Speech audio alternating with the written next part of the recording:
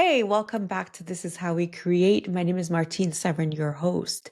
Today we're talking about a revolutionary figure in photography, and this person is one of my favorite photographers ever. His name is Roy DeCarava.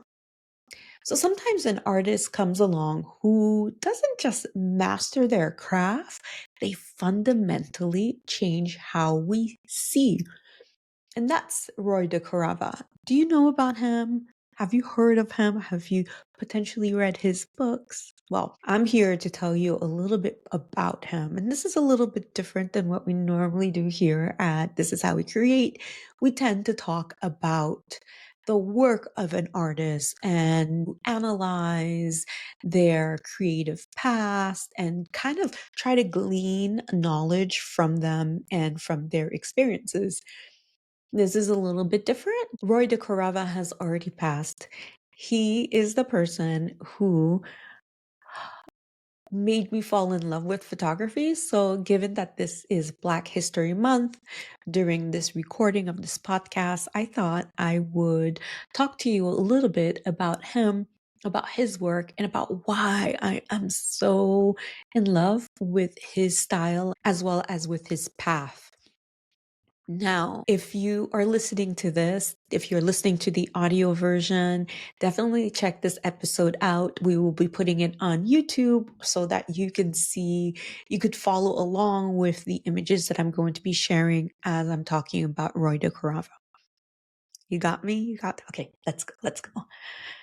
So, in 1952, Roy de Carava became the first Black photographer to receive a Guggenheim Fellowship. But that historic achievement is just the beginning of his story. Earlier on, I talked about how his work is revolutionary and what exactly makes his work revolutionary. First, let's talk about technical innovation. When other photographers were following Ansel Adams's zone system, trying to capture the full range from bright whites to deep blacks, De Carava went in a completely different direction.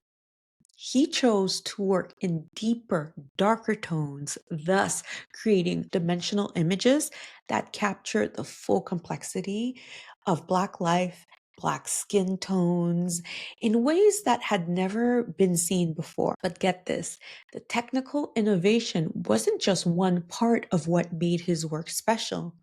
De Carava was photographing his community from within, not as an outsider looking in.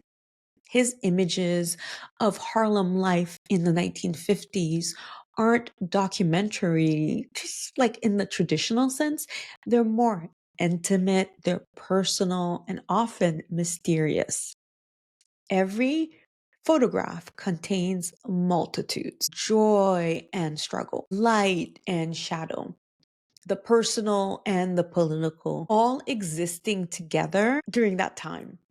His 1955 collaboration with Langston Hughes, called The Sweet Flypaper of Life, shows the full power of his vision.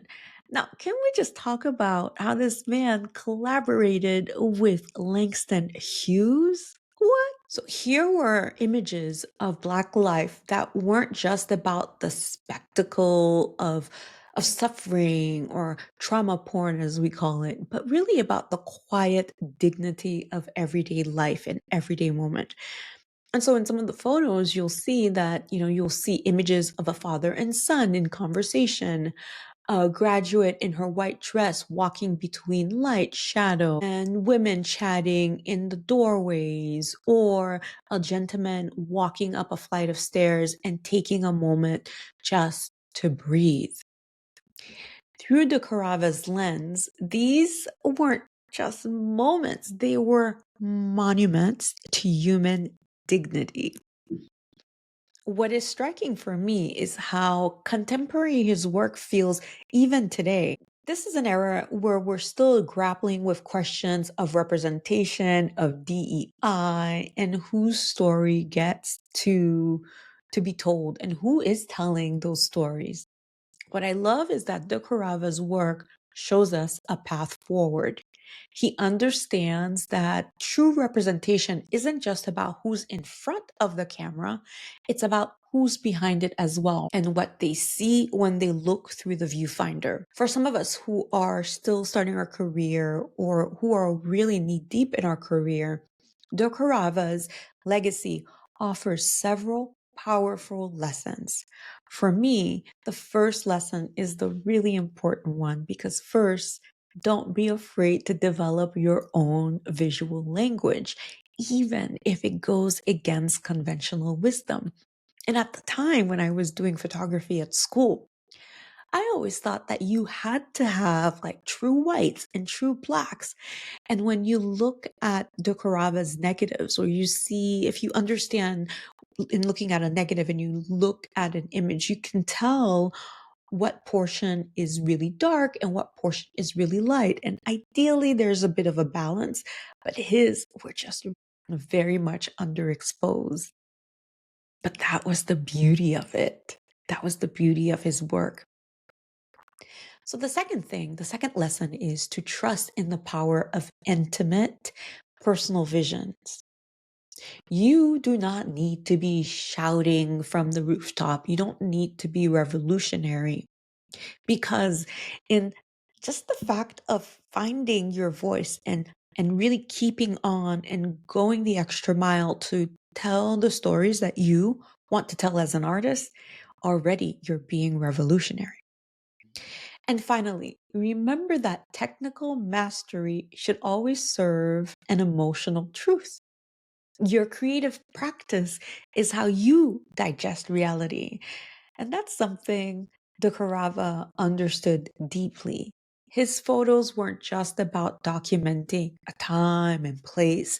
They were really about expressing the full humanity of his subjects and of his community. In doing so, he didn't just change photography, he changed how we see each other.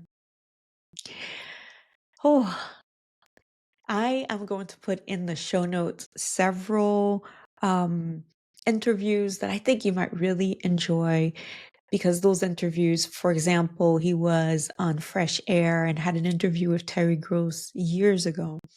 I think you will really enjoy learning and hearing from an artist who decided to follow their own path.